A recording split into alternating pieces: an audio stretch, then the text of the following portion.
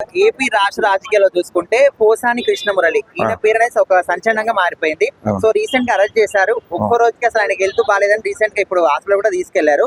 కాకపోతే ఏవైతే పచ్చి బూతులు మాట్లాడాడో అవన్నీ కూడా నాకు సజ్జల రామకృష్ణారెడ్డి స్క్రిప్ట్ ఇచ్చాడు, దాని కోసమే నేను చెప్పాను అంటున్నాడు. సో మరి ఈయన తప్పుందా, ఇచ్చిన వాళ్ళ తప్పుందా, లేకపోతే దీని వెనకాల ఇంకెవరైనా ఉన్నారనుకోవచ్చు? నేను విషయం చెప్తా అన్నా, మీరు అందరు మీడియా వాళ్ళు కాబట్టి మీరయ్యి అడిగితే నేను చెప్తున్నా తప్ప నా అంతకు నేనైతే పిలిపించుకొని చెప్పట్లే. ఇది కూడా వాడెవడో ఇచ్చినాడని వీడెవడో మాట్లాడితే అవతల వ్యక్తి మనోభావాలు దెబ్బతినవా? అవతల వ్యక్తి కుటుంబం కాదా? అంటే నువ్వు సినిమాల్లో యాక్టింగ్ చేస్తావు, సినిమా యాక్టర్వు, పైగా డైరెక్టర్వు, నీకు ఆమంతా ఇంత కూడా ఇంగిత జ్ఞానం అనేది ఉండదా?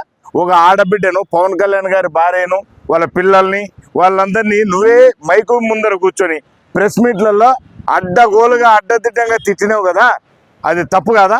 నీకు తెలియదా? డైరెక్టర్ కాదా నువ్వు డైరెక్టర్ అంటే అన్ని కోణాలలో అన్ని విధాలు తెలిసినటువంటి వ్యక్తివి. అయినా నువ్వు తిట్టినావు అంటే వాడెవడో సంఖ్యగాడెవడో నీకు స్క్రిప్ట్ ఇస్తే నువ్వు తిట్టినావు అంటే తప్పమాట. నువ్వు ఏళ్ళు పెడితే కూడా కొరకనటువంటి చిన్నపిల్లగానే కాదు, పాలు తగ్గేటటువంటి పరిస్థితిలో కూడా నువ్వు లేవు. అదేనా? అయితే ఇలాంటి వ్యక్తికి, ఆడబిడ్డల గురించి ఇంత నీచంగా మాట్లాడే వ్యక్తికి ఆడపిల్ల అనేటువంటి యాంకర్ శ్యామల గానీ ఇలాంటి వాళ్ళు సపోర్ట్ చేస్తూ మాట్లాడతారు. సో మరి వీళ్ళది ఎంతవరకు కరెక్ట్ అనుకోవచ్చు? నేను అన్ని కూడా ఒకటే చెప్తున్నాను, దొందే. ఇంకా నీతి నిజాయితీగా ఒక ఆడదాని విషయం, ఒక ఆడతల్లి విషయంలో ఎవరైనా పద్ధతిగా వ్యవహరిస్తే అందరు కూడా పద్ధతిగానే ఉంటారు. అంటే ఇప్పుడు శ్యామల అనే ఆమె ఒక ఆడబిడ్డ అయితే నిజంగా ఆమె ఆడబిడ్డనైతే మనోభావాలు దెబ్బతింటాయి, ఆమె కూడా ఒక నీతి నిజాయితీ పరురాలైతే తప్పకుండా ఈ ఎవడైతే పోసాని కృష్ణమురళి ఉన్నాడో, ఎవడైతే సజ్జల రామకృష్ణారెడ్డి అనేటు ఉన్నాడో, వాని పైన ఇంకెవడు ఉన్నాడో వీళ్ళందరినీ ఆమె తిట్టాలి. ఎందుకంటే ఒక ఆడబిడ్డ కాబట్టి, ఆడబిడ్డకు ఉన్నటువంటి మానశీల ఇదన్నీ ఉంటాయి కాబట్టి వాళ్ళను బహిర్గతం చేసేటప్పుడు ఈ ఇంగిత జ్ఞానం ఉన్న ఈ బిడ్డ కూడా ఆడబిడ్డనైతే అట్లనే వ్యవహరించాలి తప్ప అనవసరమైన పిచ్చి మాట్లాడడం తప్పది.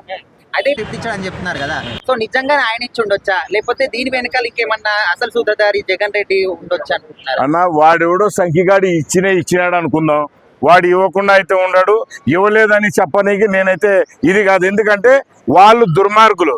సొంత బాబాయిని మట్టి పెట్టిన విషయంలో వాళ్ళ పాత్ర ఉందని చెప్పి లొకేషన్లతో సహా, గూగుల్ ట్రేస్అవుట్లతో సహా కూడా ప్రతి ఒక్కటి చూపించి సెంట్రల్ సిబిఐ చేతుల్లో ఉన్నటువంటి ఈ కేసులన్నింటినీ కూడా ఇవన్నీ నడుస్తూ ఉంటే కూడా వాటన్నిటిని కూడా ఏ రోజు కూడా ఖండించినటువంటి పాపన పోలే జగన్మోహన్ రెడ్డి కానీ వాళ్ళ పార్టీకి సంబంధించినటువంటి వ్యక్తులు కానీ.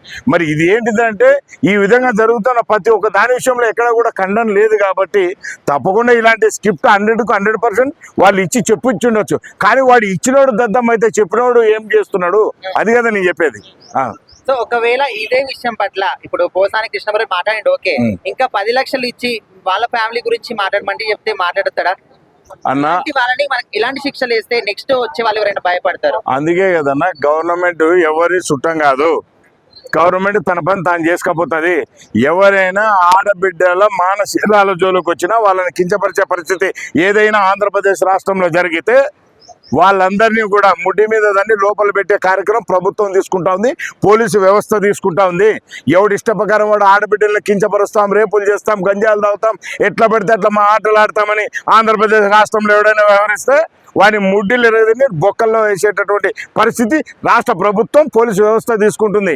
ఎవరిని ఇష్టప్రకారం వాడు గతంలో చేసిన ఆనాడు ప్రభుత్వం, జగన్మోహన్ రెడ్డి ప్రభుత్వంలో రౌడీయిజం, గుండాయిజం, రేపులు, మర్డర్ చేద్దాం, ఎవరి మీద పడతామని విసుగుపడదాం, ఎవరిని పడతామని చంపేద్దామనే కోణాలు అనేది ఈ ఆంధ్రప్రదేశ్ రాష్ట్రంలో ఈ ఉమ్మడి ఏదైతే ఈ కూటమి ప్రభుత్వం ఉందో ఈ ప్రభుత్వంలో జరిగే ప్రసక్తి లేదు.